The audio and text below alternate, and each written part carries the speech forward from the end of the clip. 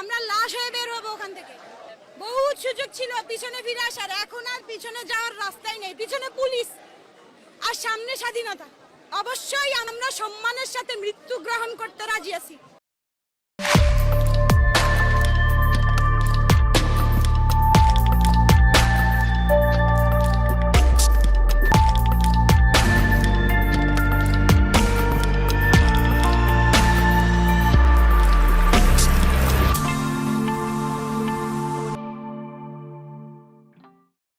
কাউয়া কইছে যে গণভবন নাকি দখল হয়ে যাইতো।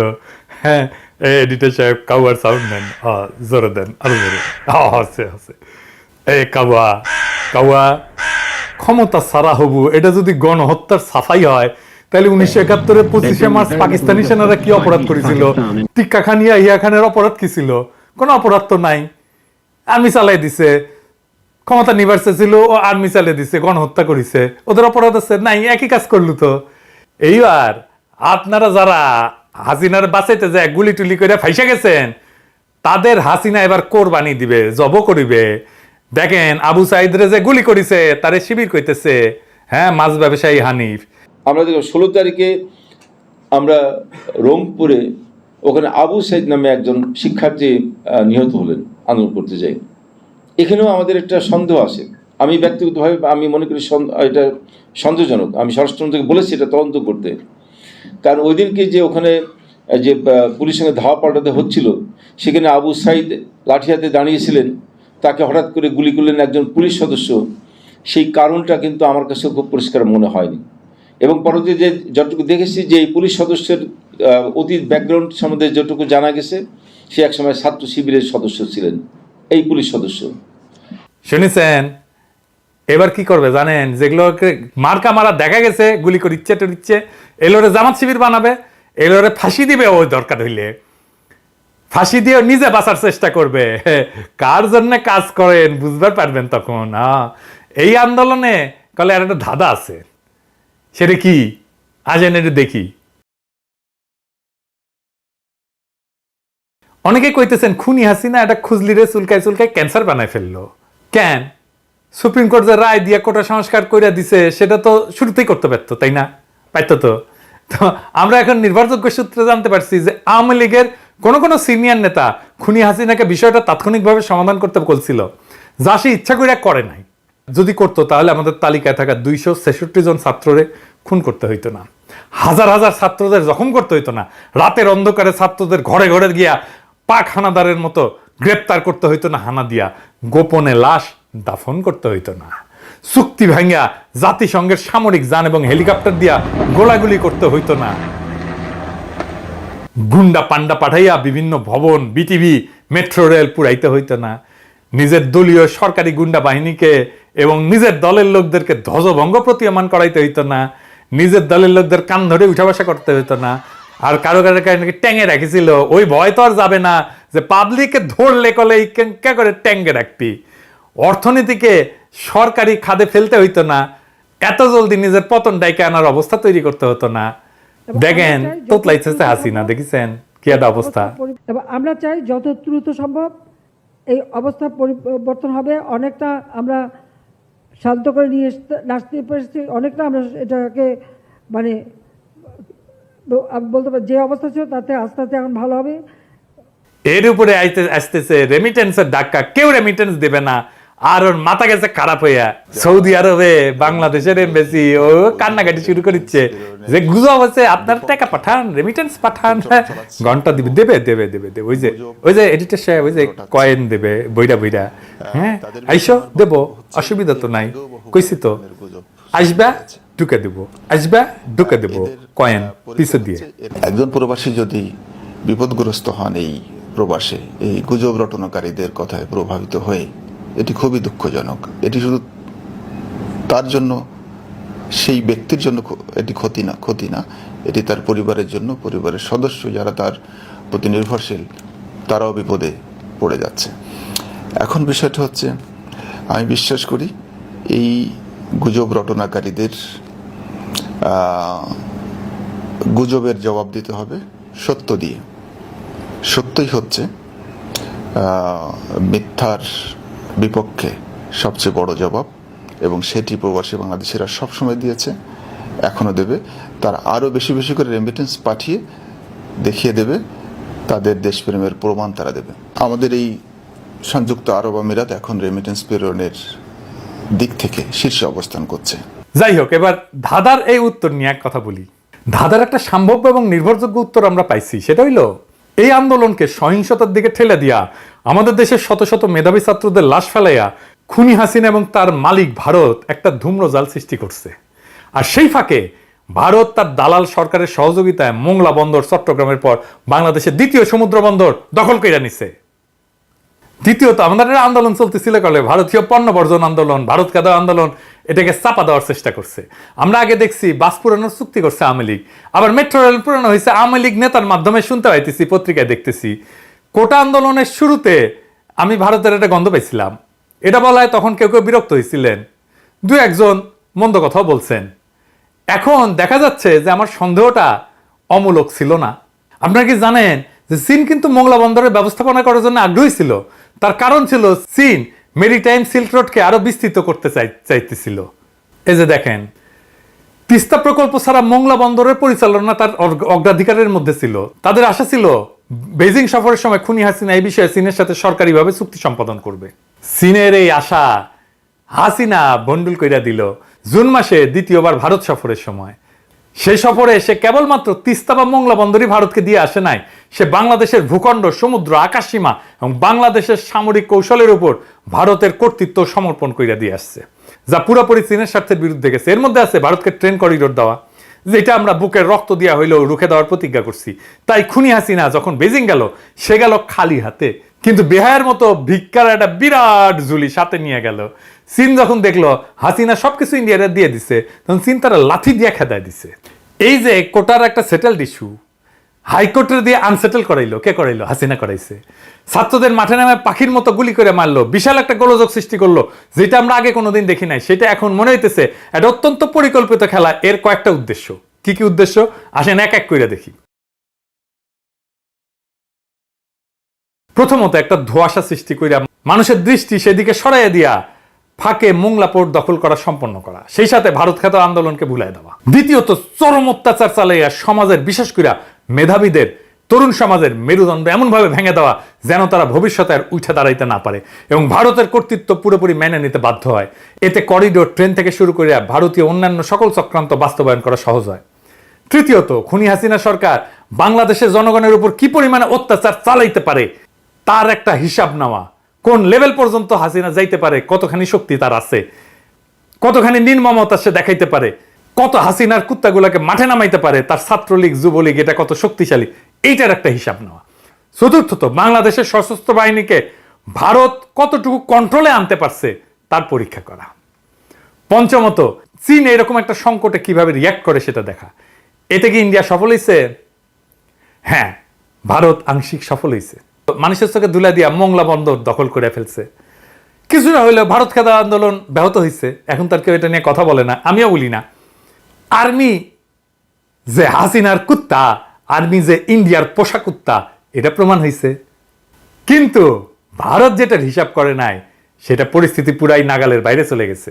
তাই ইন্ডিয়াকে এখানেই থেমে যেতে হবে, মোংলা থেকেও তাকে বিদায় নিতে হবে। কেন তাকে যাইতেই হবে সেটা দেখায় দিছে আমাদের তরুণরা।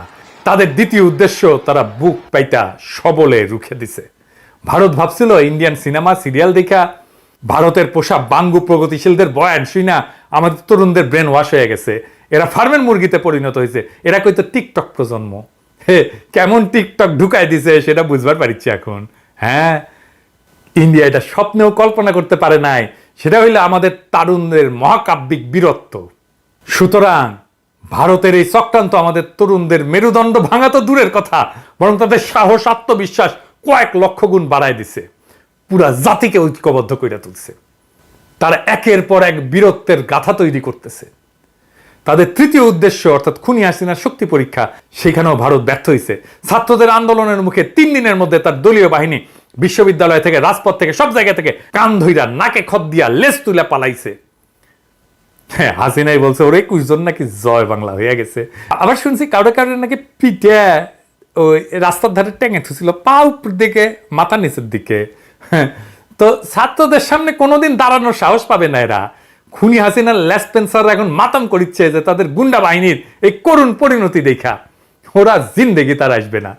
একই অবস্থা খুনি হাসিনার পেটোয়া পুলিশ বাহিনীর 1.5 দশক ধইরা জনগণের উপর নিপীড়ন চালানোর পর তারা ভাবছিল এবার ছাত্রদের উপরে হামলা চালায়, সরাসরি গুলি করে, গ্রেনেড ছুঁড়া তাদের সহজে পরাভূত করবে, কিন্তু ঘটনা ঘটছে উল্টা। ছাত্র জনতার হাতে হাসিনার খুনি পুলিশ যে প্রতিরোধের সম্মুখীন হয়েছে, ওরা যে ট্রিটমেন্ট পাইছে, তা বাকি জীবনে ভুলতে পারবে না। পুলিশ পুরাই ফেল, সেই সাথে সিভিল প্রশাসনও পুরাই ফেল। ফলে এই প্রথমবারের মতো খুনি হাসিনাকে আর্মি ডাইকা কারফিউ দিতে হয়েছে। ইন্টারনেট কাইটা সারা দেশকে প্রস্তর যুগে নিয়ে যাইতে হয়েছে। ও কাটে নাই তো, ওটা এমনি এমনি নাকি বন্ধ হয়েছে, পলক কইছে। হ্যাঁ, ওটা নাকি এমনি এমনি বন্ধ হয়ে গেছে, নেট নাকি এমনি এমনি বন্ধ হয়েছে। আমরা ইন্টারনেট বন্ধ করিনি, ইন্টারনেট বন্ধ হয়ে গেছে। আমরা ইন্টারনেট বন্ধ করতে বাধ্য হই। শুনেছেন? নেট এমনি এমনি বন্ধ হয়েছে, আমরা রেমিটেন্স বন্ধ করি নাই, এমনি এমনি বন্ধ হয়ে গেছে। খুনি হাসিনা এবং তার লেসপেন্সার উপায়ন্তর না পেয়ে বিএনপি জামাতকে দোষ দিচ্ছে। এই বয়ানটা আসছে ভারত থেকে। বাংলাদেশে নিযুক্ত ভারতের হাই কমিশনার চরম মিথ্যাবাদী, ডাইনিয়ার একটা, বিনা সিকরি হাসিনার বান্ধবী। তারপরে হর্ষবর্ধন শৃঙ্গলা বিজেপি করে, বিজেপির ইলেকশন করেছে, প্রথমে জামাতকে দায়ী করছে। চিন্তা করেন, 1.5 দশক ধরে বিএনপি জামাতের বিপুল সংখ্যক নেতাকর্মীকে জেলেবন্দি করা, হামলা মামলা দিয়া, বিচার বহির্ভূতভাবে হত্যা কইরা, দেশ থেকে তাড়ায়া, এমনকি ফাঁসিতে ঝুলিয়ে দেওয়ার পরেও যদি বিএনপি জামাতের এতই শক্তি অক্ষত থাকে, তাহলে তো খুনি হাসিনার যে দশা আগামী কিছুদিনের মধ্যে কোথায় গিয়ে দাঁড়াবে তা আপনারাই ভেবে দেখেন। তাই তো হাসিনার ক্ষমতায় থাকার কোনো দরকার নাই, তাই না? এত নির্মম নির্যাতনের পরে যেই দলের এত শক্তি থাকে, সেই দলের সামনে ও দাঁড়াবে কেমনে? দাঁড়ানোই তো উচিত না। ভোটও পায় না, শক্তিতেও পারে না, রাজপথের শক্তিতে। খেলা হবে কয় না, খেলা হবে তো খেলার সময় আর্মিক ডাকিস কে? হ্যাঁ, নিজে খেল, দেখি কেমন মাজায় জোর। নিজে তো পারিস না, পুলিশ দিয়েও পারিস না, বিজিবি দিয়েও পারিস না, আর্মি ডাকতে হয়, আবার বলে খেলা হবে। তো এই জামাত বিএনপির বয়ান দিয়ে কোনো কাজ হয় নাই। খুনি হাসিনাকে কারফিউ চালিয়ে যেতে হচ্ছে, আর্মিকে মাঠে রাখতে হচ্ছে। তার আর তার লেসপেন্সারদের মনে যে আতঙ্ক ঢুকছে, তার কোনো দিন যাবে না। তাদের মনোবল, আত্মবিশ্বাস ভেঙে পড়ছে। হাসিনারে আর্মি মাঠে রাখতে হচ্ছে সিভিল প্রশাসনের নিরাপত্তায়, তার দলের লোকের নিরাপত্তায়। আর্মি উঠলে যাবে কই হাসিনা? আর্মির কারফিউ চলতেছে, কারফিউ আছে কিনা বুঝতে পারতেছেন? কোথাও কারফিউ নাই। এই কিসের কারফিউ? বালের কারফিউ। এই জিনিস আর রিপেয়ার হবে না।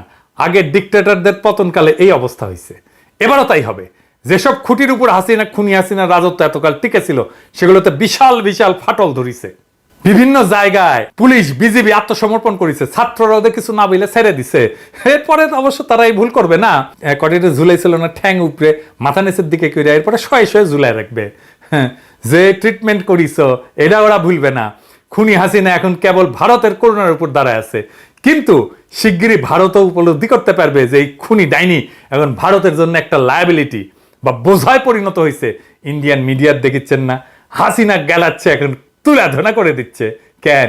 ওরা বুঝতে পেরেছে যে হাসিনা একটা লায়াবিলিটি হয়ে গেছে। একে গদিতে রেখা ভারত আর 1 ইঞ্চি আগাইতে পারবে না, যেমনটা হয়েছিল এরশাদের ক্ষেত্রে। ভারতের চতুর্থ উদ্দেশ্য সেনাবাহিনীকে পুরোপুরি কন্ট্রোলে আনা, সে কাজে সে কিছুটা হলে সফল হয়েছে। দেখালাম তো কয়টা জাউরা সেনাদের একটা পার্টকে জনগণের বিরুদ্ধে দাঁড় করাই দিতে পারছে কিছু বিশ্বাসঘাতক জেনারেল এবং উচ্চ পর্যায়ের অন্য কিছু অফিসারদের কারণে। সেনাবাহিনীর উপরে মানুষের আস্থা, শ্রদ্ধা আর ভালোবাসা জয় বাংলা হয়ে গেছে। তবে শেষ দেখা এখনো বাকি। সেনাবাহিনীর একাংশ খুনি হাসিনার অবৈধ আদেশ নির্দেশ মানলেও তাদের বৃহত্তর অংশের এতে সায় আছে কিনা তা আমরা এখনো নিশ্চিত জানি না। সরকার আমাকে এমনিশন তুলে দিচ্ছে, মানে আমি একজন স্টুডেন্ট হয়ে আর একজন ভাই স্টুডেন্টের বুকে গুলি চালানোর জন্য সরকার আজকে আদেশ দিচ্ছে আমাদের সেনাবাহিনীকে। আমি দেখাতে চাচ্ছি যে এরকম একটা বুলেট কিভাবে পারলো সরকার যে আমাদের ভাই যারা স্টুডেন্ট তাদের বুকে গুলি করার জন্য। না, খুব খারাপ লাগলো যে যে সেনাবাহিনীদেরকে এত সম্মান করে আজ সেনাবাহিনীকে আজকে গুলি করার জন্য আজকে আদেশ দিছে। 120 রাউন্ড করে দিয়েছে। আমার মানে সত্যি খুব যাওয়ার ইচ্ছা ছিল না, কিন্তু তাও বাধ্য হয়ে আমাকে যেতে হচ্ছে। মানে আমার কথা আসতেছে না আজকে, মানে কি বলবো, মানে সরকার এত নিচে হয়ে গেল। 71 বা 75-এর মতো সেনারা আবার জ্বলে উঠবে কিনা তা দেখার জন্য সামান্য কিছুকাল অপেক্ষা করতে হবে। আয় অপেক্ষা কাজে নাও লাগতে পারে, আমার খুব একটা ভরসা নাই। হ্যাঁ, আপনাদের যাদের এখনো অনেক ভরসা আছে তারা দেখতে পারেন, অসুবিধা নাই। আমার ভরসা নাই, বুঝছাও। ভারতের পঞ্চম উদ্দেশ্য চীন কিভাবে প্রতিক্রিয়া দেখায়, সেক্ষেত্রে ভারতের ক্ষতি হয়েছে সবচেয়ে বেশি। কেমনে? এতে চীনের লাভ হয়েছে। আন্দোলনের সময় চীন মোটামুটি চুপ করে থাকছে, আন্দোলন নিয়ে সরাসরি মন্তব্য করে নাই। তাদের রাষ্ট্রদূত শুধু বলছে যে তারা বাংলাদেশে শান্তি এবং স্থিতিশীলতা দেখতে চায়। খুনি হাসিনার চীন সফরকালে চীনের প্রেসিডেন্ট শি ডিপ্লোম্যাটিক ভাষায় কিন্তু তাকে ভারতের এজেন্ট বলে চিহ্নিত করছিল। তিস্তা এবং মোংলা ভারতকে দিয়া খুনি হাসিনা সেটা প্রমাণ করছে। এই আন্দোলনে বাংলাদেশের সমগ্র তরুণ সমাজ চলে গেছে খুনি হাসিনার বিরুদ্ধে এবং সেই সাথে তার মালিক ভারতের বিরুদ্ধে। কোনো কিছু ভারতের বিরুদ্ধে গেলে সেটা শত্রু হিসেবে চীনের লাভ, আর শত্রু যে বন্ধু সেটা তো যুদ্ধ আর কূটনীতির চিরকালের নিয়ম, তাই না? সেই জন্য চীন কিছু না কইরাই বাংলাদেশের তরুণদের কয়েক প্রজন্মকে পাশে পেয়ে গেল। তরুণরা কেন এমন বিস্ফোরিত হইল, আসেন সেটা একটু দেখি। আমার পেশাগত কাজে জেনারেশন জেড এর মনোজগৎ বুঝে পরিকল্পনা করতে হয়, তাদের মন মানসিকতা বুঝতে হয়, কয়েকটা একাডেমিক কোর্স করতে হয়েছে। এই জেনারেশন জেড যদি কোনো বিষয়ে কমিট করে, এরা যদি কোনো কিছুকে ভালোবাসে, তাহলে এটা জীবন দিয়ে প্রোটেক্ট করবে। হাসতে হাসতে মৃত্যু ভয়ের উপরে ডাকাতি করতে পারবে। এরা যদি কোনো কিছুকে ঘৃণা করে, তাকে একেবারে ধ্বংস করে দেবে। এদের মৃত্যুর ভয় নাই, এরা ক্ষমতাকে কেয়ার করে না। বন্দুকের সামনে এরা এমনি এমনি হাজারে হাজারে বুক পাইতে দেয়নি। অভূতপূর্ব দৃশ্য, এই দৃশ্য বাংলাদেশ আগে দেখে নাই। এই ডেঞ্জারাস প্রজন্মকে হাসিনা চেনে না। এদের বুকে আছে 52, 71 আর 90-এর তারুণ্যের সাহসের যোগফল। এদের কাছে পৃথিবীর ভবিষ্যৎটা খুব গুরুত্বপূর্ণ নিজের চাইতে। এই কারণে সে তার বর্তমানকে বিসর্জন দিতে দ্বিধা করে না। মুগ্ধ কেন টিয়ার শেলের জ্বালা মুছতে মুছতে ভাই পানি লাগবে, ভাই পানি লাগবে বলিয়া পানির বোতল নিয়ে গুলি খায় মাথায়, সেটা নিশ্চয়ই এখন বুঝতে পারতেছেন। এরা এখন দেশের মালিকানা ক্লেম করছে, এরা খালি হাতে ঘরে ফিরবে না। আগামী দিনগুলোতে আমাদের দ্বিতীয় মুক্তিযুদ্ধ এবং আমাদের স্বাধীনতা, সার্বভৌমত্ব, আঞ্চলিক অখণ্ডতা রক্ষার লড়াইয়ে চীন ভারতের স্নায়ুযুদ্ধ এক বিশাল ভূমিকা পালন করবে। এর একদিকে ভারত আর তার কৃতদাস খুনি হাসিনার দল, অন্যদিকে বাংলাদেশের আপামর জনতা, যাদের পাশে কূটনীতির নিয়মে চীন, যার সামরিক এবং অর্থনৈতিক শক্তির সামনে দাঁড়ায় থাকার সামর্থ্য ভারতের নাই। সুতরাং আমাদের বিজয় অনিবার্য। কিন্তু আমাদের তো অন্য কারো সাহায্যের জন্য বসে থাকলে চলবে না। বাংলাদেশে আরো সুবিধা নেওয়ার জন্য ভারত খুনি হাসিনার মাধ্যমে নতুন নতুন ভয়ঙ্কর ঘটনা ঘটাবে। তাই যে কোনো পরিস্থিতিতে ভারত খেদাও আন্দোলন থেকে চোখ ফেরানো যাবে না। দেশে এবং বাকি দুনিয়ায় ভারত হটাও আন্দোলনকে বেগবান করে চূড়ান্ত পর্যায়ে নিয়ে যেতে হবে। পণ্য বয়কট অব্যাহত রাখবেন, এটার জন্য তো আলাদা কর্মসূচির দরকার নাই, এটা অভ্যাসের অংশ কইরা ফেলেন। আমি আগেও বলছি, আবারও বলতেছি, ভারত হইল টিবি আর খুনি হাসিনা হইল কাশি। আমরা ভারত খেদাও আন্দোলন যত জোরদার করব, টিবি ততই আরোগ্য হবে, কাশি ততই দূর হবে, বাংলাদেশের উপরে ভারতের মুষ্টি ততই আলগা হয়ে যাবে। সেই সাথে দেশে ছাত্র জনতার চলমান আন্দোলন এবং প্রবাসে রেমিটেন্স বয়কট তীব্রতর কইরা খুনি হাসিনাকে রাজনৈতিকভাবে অচল এবং অর্থনৈতিকভাবে দেউলিয়া করে দেওয়া হবে। এই প্রক্রিয়াতেই খইসা পড়বে খুনি হাসিনা। সেই দিনটা এখন খুব কাছে। শেষ করব শহীদ মীর মাহফুজুর রহমানের গল্প দিয়া, আপনারা যারাই মুগ্ধ বইলা জানেন। মারা যাওয়ার কিছু আগেও পানি নিয়ে পানি লাগবে, কারো পানি লাগবে বলে চিৎকার করছিল। মাথায় গুলি করা হয়েছিল স্নাইপার দিয়ে। ওর বন্ধু সাইফ রিফাত লিখেছে, মুগ্ধর মৃত্যু সংবাদটা সবার মতো আমিও মেনে নিতে পারিনি। ওর পুরো নাম মীর মাহফুজুর রহমান। খুলনা বিশ্ববিদ্যালয়ে আমরা একসঙ্গে পড়েছি। মুগ্ধ ছিল গণিত বিভাগে, আমি পরিবেশ বিজ্ঞানে। দুজনই 19 ব্যাচ।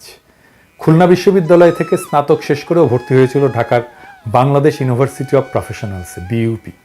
শুরুতে বিশ্বাস হয়নি, পরে যখন নিশ্চিত হলাম, হ্যাঁ, উত্তরায় নিহত হওয়া তরুণ আমাদেরই মুগ্ধ, হতভম্ব হয়ে গিয়েছিলাম। মানসপটে ভেসে উঠেছিল মুগ্ধর মুখ। ভাবছিলাম এত চনমনে আর হাসি খুশি একটা ছেলে এভাবে বুলেটের কাছে হেরে যেতে পারে না। চোখের সামনে ভাসছে খুলনা বিশ্ববিদ্যালয়ের হল রোড, মুক্তমঞ্চ, তপনদার চায়ের দোকান। এই জায়গাগুলোয় আর কোনোদিন মুগ্ধকে দেখব না। গত 5 বছরে আমাদের কত কি মুগ্ধতা উপহার দিয়ে গেছে ছেলেটা। খুলনা বিশ্ববিদ্যালয়ের 12 মাসে 13 পার্বণের সবকটাতেই ওকে পাওয়া যেত, কখনো দর্শক, কখনো আয়োজক হিসেবে। এই তো সেদিন আমরা 7ম সৃঞ্জয়ের অনুষ্ঠানে একসঙ্গে সিনিয়রদের কামলা খাটলাম, মুক্তমঞ্চের সামনে দাঁড়িয়ে কত যে গানে একসঙ্গে গলা মেলালাম। 19 ব্যাচের শিক্ষা সমাপনী অনুষ্ঠানে মঞ্চে দাঁড়ানো পাঞ্জাবি পরা ছেলেটির ছবি মাথা থেকে কিছুতেই সরাতে পারছি না। খুব বেশি দিন আগের কথা না, পরদিন বৃষ্টি হতে পারে জেনেও দীপাবলির প্রোগ্রামের জন্য সন্ধ্যায় আমরা ডাক বাংলোর মোড়ে গিয়েছিলাম আতশবাজি কিনতে। আরেকবার সরকারি জয় বাংলা কলেজের মোড়ে আমাদের এক ব্যাচমেটের সঙ্গে পুলিশ অন্যায় আচরণ করেছিল। সে ঘটনার প্রতিবাদে আমরা সব শিক্ষার্থী মিলে গল্লামারির রাস্তা আটকে দিয়েছিলাম, মুগ্ধও ছিল সঙ্গে। এখন আনমনে ভাবছি ঘুড়ি উৎসবের সেই সময়টা যদি আরেকবার ফিরিয়ে আনতে পারতাম। মুগ্ধর সঙ্গে তো আরও একবার দেখা হয়ে যেত, স্লোগানে, রাজপথে, কবিতায় কিংবা নিচ্ছ তুচ্ছ কোনো কাজেও ঠিকই হল রোডে হাজির হয়ে যেত আমাদের মুগ্ধ। মুগ্ধরা আসবে হাজারে হাজারে, কাতারে কাতারে। এক নদী রক্ত পেরিয়ে বাংলার আকাশে যেদিন মুক্তির সূর্য উঠবে, সেই সূর্যের ছটায় মুগ্ধরা থাকবে। মুগ্ধ যেই বাংলাদেশ গড়ার জন্য জীবনটা দিয়ে দিল, যেই বাংলাদেশ তার কাছে শুধু সম্ভাবনা ছিল, সেই বাংলাদেশকে সম্ভব করে তুলতে হবে। মুগ্ধ ছিল বিপ্লবের সন্তান। বিপ্লব হচ্ছে সেই মাহেন্দ্রক্ষণ, একটা মাহদীয় সময় যখন একটা জনগোষ্ঠী তার জাতীয় আকাঙ্ক্ষার সর্বোচ্চ শিখরটা হুট করে ছুঁয়ে ফেলে, বিদ্যুৎ চমকের মতো বা লাফিয়ে ওঠা দ্বীপের শিখার মতো। ওই সময়ে ওই জাতির উপরে আল্লাহর খেলাফত নাজিল হয়। তখন সে হয়ে ওঠে দুনিয়ায় খোদার খলিফা, বিপ্লবের নায়ক। আর সেই অসামান্য মুহূর্তটাই বিপ্লব। মুগ্ধর জন্য শোক করেন না, সে ভাগ্যবান। সে ওই মুহূর্তটায় ওই মাহেন্দ্রক্ষণের নায়ক, যার মধ্যে দিয়ে সৃষ্টিকর্তার পবিত্র ইচ্ছা জাতির উপরে নাজিল হয়েছিল। এই জন্যেই শহীদের মৃত্যু নাই, তারা সময় আর কালকে অতিক্রম করে যায়। মুগ্ধ সেই কালের নায়ক, মুগ্ধ আমাদের ইতিহাসের অংশ। মুগ্ধ বেঁচে থাকবে ততদিন যতদিন বাংলাদেশ নামটা থাকবে, যতদিন মানুষ বেঁচে থাকবে।